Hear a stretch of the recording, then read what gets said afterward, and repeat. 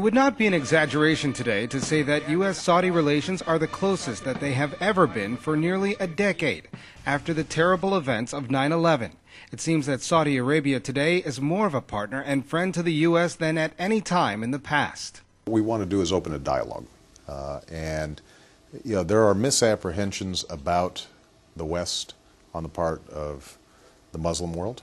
However, there has been a difference in viewpoints between the two countries on some issues, particularly the peace process, which had a negative impact on integrating relations. This was an opportunity for us to get both sides to listen to each other a little bit more and hopefully learn something about different cultures. A key element in overcoming the distrust that arose after 9/11 has been the creation of what is termed as a strategic dialogue. This framework was established by President Bush and King Abdullah, who at the time was still Crown Prince. Very important for everyone to understand who each other is and also what they're about. And the fact is that we have to start from a very young age, and we have to be able to understand who everyone is and respect each other's differences, but also that we have a common goal of protecting this world and each other. I was here in 1995 and in 1999. I know kind of the difference. And before there was a curiosity when you talk about your country. Now there is a curiosity and you have to add a little bit more to tell people what you think about your country. In September 2006, King Abdullah established a government scholarship program after he and President Bush agreed to re-energize the scholarship program that provides 15,000 scholarships to all levels in the United States. The goal of this program not only to gain an education, but also to build bridges between the two countries, United States and the Kingdom of Saudi Arabia. Currently, there are more than 25,000 Saudi students studying in the USA.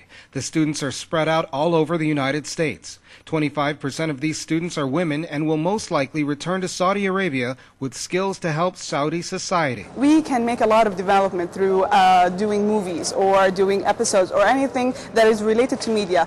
For us women, we have a lot of things to do, and I believe that we have so much power and so much vision that we can change and develop in our society. Having that experience, alongside with all of those portrays about Saudi women being, so oppressed and, deprived from civilized human rights and stuff, I've had the chance to defy that by being, first of all, a master's student with a work experience previously, and now currently being a PhD student, well respected, very active with the student organization all over the States.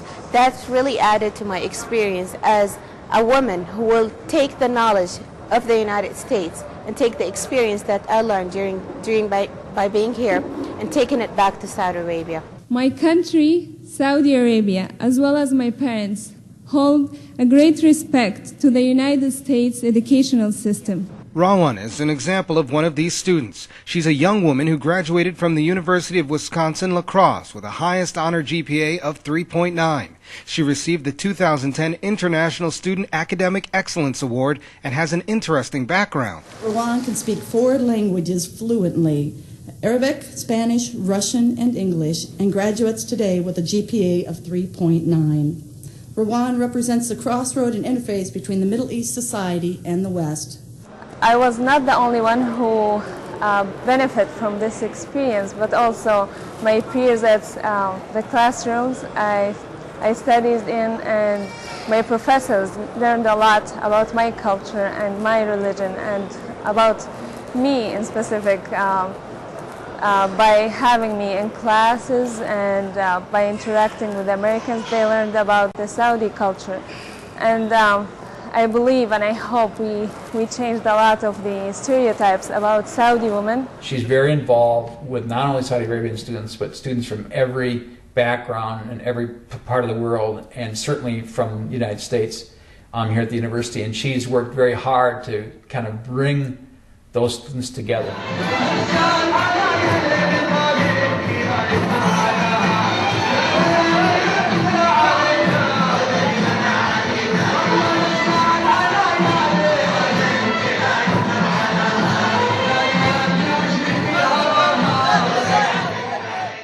The best way to introduce Americans to Saudi culture is through Saudi clubs. Offering scholarships will help generate more interest in promoting this objective. There are more than 100 Saudi clubs in 39 states. Saudi club members celebrate Saudi national holidays, traditional dances and food, sponsor Saudi culture, and wear Saudi traditional clothing. I think with the existence of 30,000 students in big cities and small towns in the Midwest, in Chicago, in California, in Texas, with the existence of those students and the one-on-one interaction, in addition to group cultural events, has led to a lot of misconceptions being corrected, especially about Saudi Arabia. Saudi students are trying to act as ambassadors for their country, creating connections between Saudi Arabia and the United States, discussing Saudi culture, society, and religion to improve relations with Americans. Young men and women have left their homes to make faster and more meaningful connections between their country and others.